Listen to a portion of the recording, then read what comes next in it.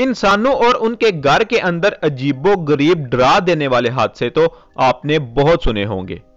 इनमें से कुछ वाकये ऐसे होते हैं जिनको सुनकर जिस्म में एक अजीब सी लहर दौड़ जाती है। लेकिन क्या हो जब एक पूरी की पूरी ट्रेन एक भूत में तब्दील हो जाए।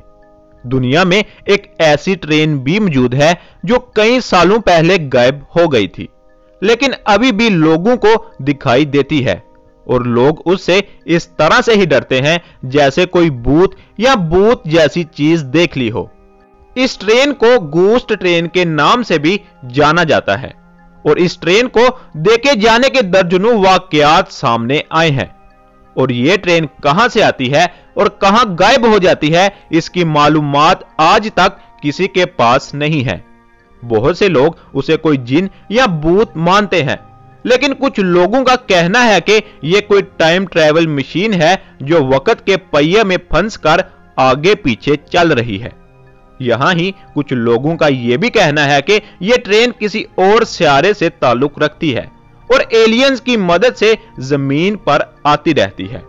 और आज की इस वीडियो में हम आपको बताएंगे कि आखिर इस ट्रेन की हकीकत क्या है। वीडियो शुरू होने से पहले अगर आपने हमारा चैनल सब्सक्राइब नहीं किया तो सब्सक्राइब कर दें और बेल आइकन पे भी क्लिक कर दें ताकि नई आने वाली वीडियो की नोटिफिकेशन सबसे पहले आपको मिल सके। 14 जून 1911 में रोम से ज़नेटी नाम की एक ट्रेन चली जिसमें लगभग 106 मुसाफिर सवार थे। वैसे तो इस ट्रेन की मंजिल पास का ही एक हिल स्टेशन था, लेकिन ट्रेन के चलने के पहले तक यह बात कोई नहीं जानता था कि वो लोग एक ऐसे सफर पर निकलने वाले हैं जिसकी ना कोई मंजिल है और ना ही कोई इख्तिताम। अपनी मंजिल तक पहुंचने के लिए उस ट्रेन को लगभग 1 किलोमीटर लंबे टनल में से होकर गुजरना था। लेकिन हैरानी की बात तो यह थी कि यह ट्रेन उस टनल के एक साइड से दाखिल तो हुई, लेकिन दूसरे साइड से वापस कभी नहीं निकली। पहले तो लोगों को लगा कि शायद वो ट्रेन टनल के अंदर फंस गई है या किसी बड़ी खराबी की वजह से बाहर तक नहीं पहुंच सकी। अपने तजस्सुस के साथ रोम पुलिस के कुछ जवान और रेलवे अथॉरिटी के कुछ लोग इस टनल में से ट्रेन का पता लगाने के मकसद से निकले। जैसे जैसे वो लोग टनल के अंदर जाते रहे, वैसे वैसे उन लोगों की दिलचस्पी और डर बढ़ता गया और देखते देखते वो इस टनल की दूसरी साइड पर पहुंच गए। लेकिन 14 जून को चलने वाली इस ट्रेन का कुछ पता नहीं चला। इस हादसे से सभी लोग परेशान थे कि आखिर इतनी बड़ी ट्रेन इस टनल में से कहां और कैसे गायब हो गई है।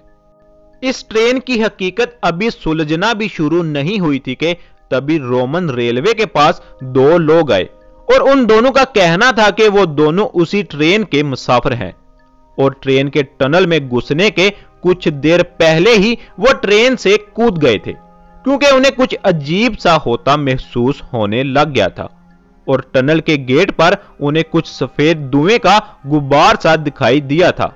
इन दोनों मुसाफिरों के बयान ने इस ट्रेन की हकीकत को और भी गहरा और डरावना बना दिया था।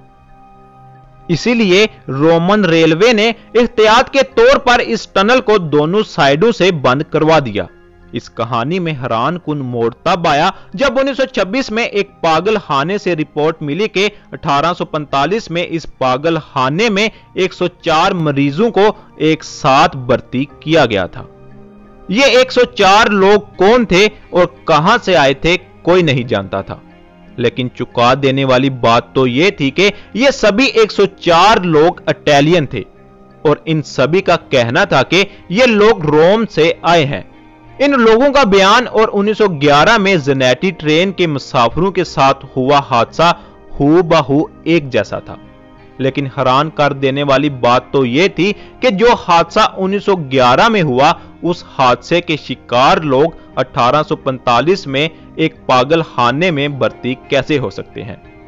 और इससे भी तजस्सुस भरा सवाल यह है कि अगर इन 104 लोगों की माने तो इन सभी का कहना था कि वो लोग रोम से मैक्सिको तक एक ट्रेन में सफर करके आए हैं। आपको जानकर हैरानगी होगी कि रोम से मैक्सिको तक का सफर 10,234 किलोमीटर है और तो और इन दोनों जगहों के दरमियान एक बहुत बड़ा समंदर भी आता है।